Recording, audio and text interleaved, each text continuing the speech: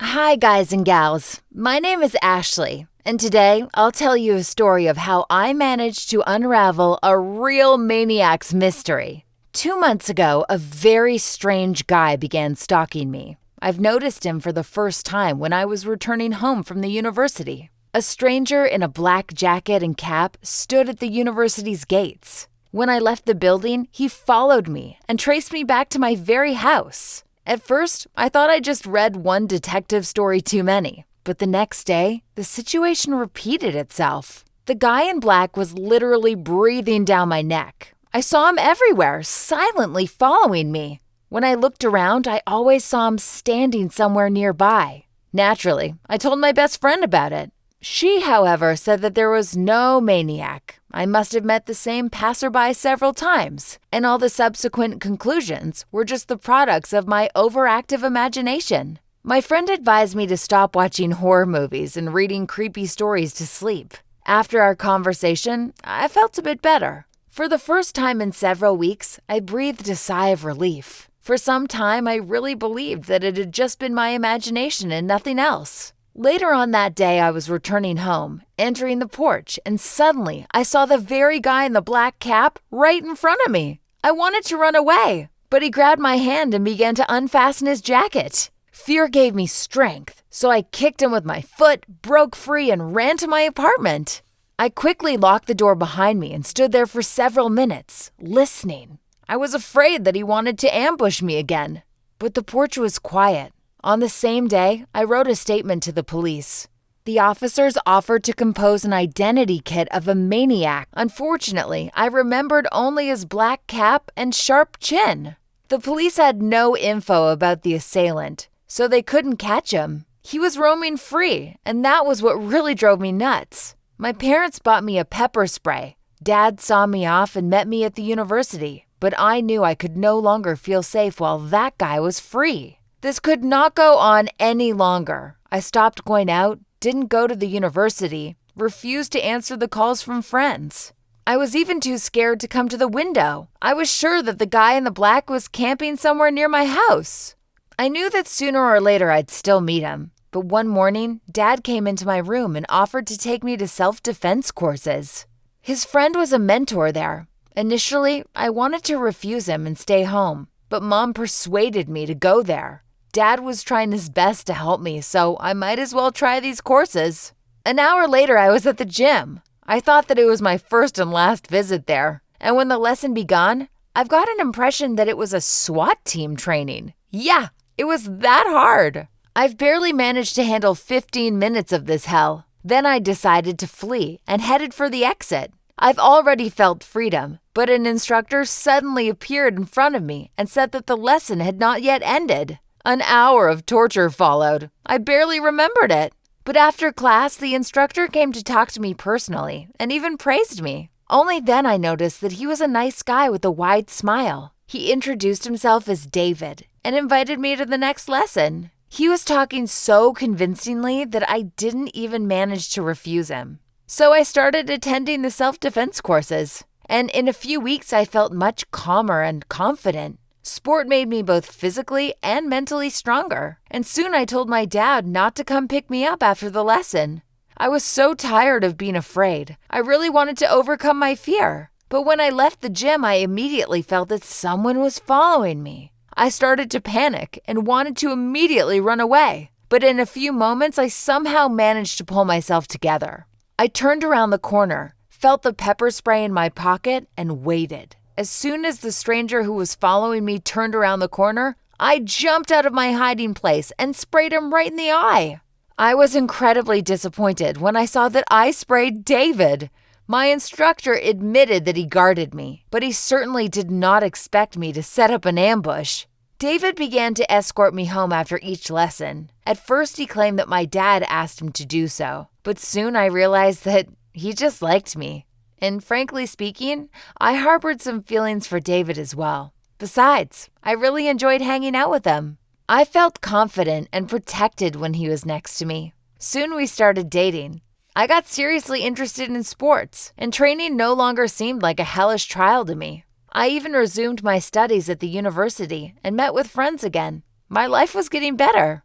But one evening when David and I had a walk at the park, I suddenly noticed a familiar figure. It was the same guy in black. This time, however, I saw him first. I ran to David, who was just getting us some ice cream. But when we returned to the place where I noticed the maniac, the guy disappeared. My boyfriend calmed me down and said that he would track down the stranger and deal with him. We began to come to the place where I saw the guy in black more often, and in a few days, I saw him there once again. David and I decided to follow him.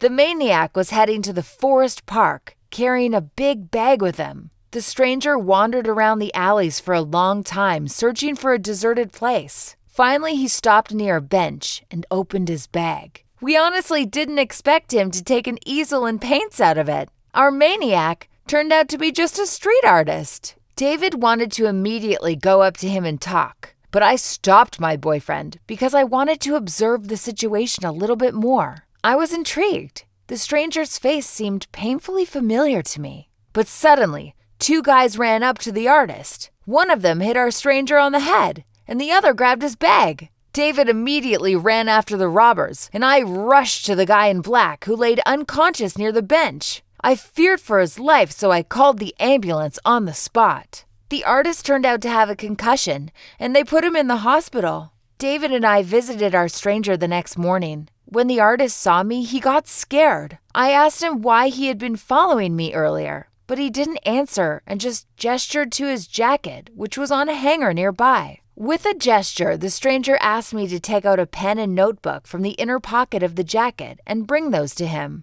Then, the man took out a pen and wrote, "I am your brother." I immediately wanted to leave. You see, I was fed up with mysteries and lies and didn't believe him in the slightest. But David asked me to calm down in order to figure out everything. The stranger introduced himself as James. He told me that he was my twin, but the parents left him in the hospital because he was born mute. James spent his whole life in an orphanage, but always believed that his parents would return for him. And when he grew up, he decided to track down his relatives and asked why they'd abandoned him. That evening, I told my parents James's story, but they accused him of lying and assured that I was the only child in the family. Father even said James belonged in prison and asked me to stay away from him. Actually, I too could not believe that all this time I had a brother. But at the same time, I felt like my parents omitted something from me.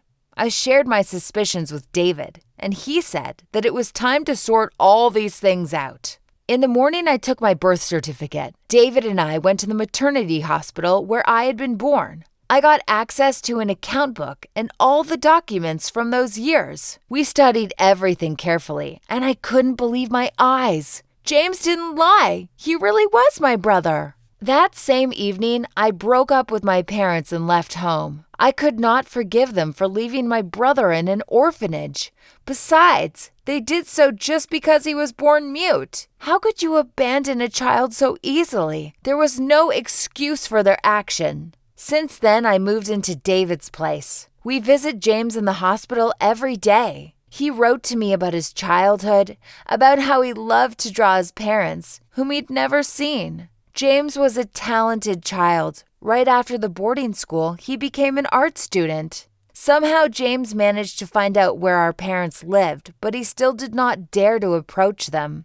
Therefore, my brother wanted to talk to me first. That evening, when he followed me into the porch, he actually reached for his notebook and a pen, but I got scared, kicked him, and ran away. James was quickly recovering, and the doctors promised to set him free in a few days. Each visit, I brought him a new notebook and pens, and he wrote me more about his life. My brother turned out to be very interesting and a bright person, and I still could not forgive my parents for abandoning him. One morning, David came into James's ward and told him that he had visitors. I had no idea who it could be, but suddenly, I saw my tearful parents. I quickly got out of the ward, leaving my parents and brother alone. That was their first meeting in 20 years. After the meeting, Mom and Dad came up to me and we hugged one another close. I finally decided to make peace with my parents and tried to forgive them. All of us knew that our life could never be the same as before. After all, Mom and Dad had a new son now and I had a new brother. Of course, we still needed a lot of time and patience in order to become a real family, but I believe in our success. After all, the main thing is that we found each other, so as never to lose each other again. This story taught me that you have to face your fears. Otherwise, they'll haunt you forever. Write in the comments whether I did the right thing when I left home. And what would you do in my place?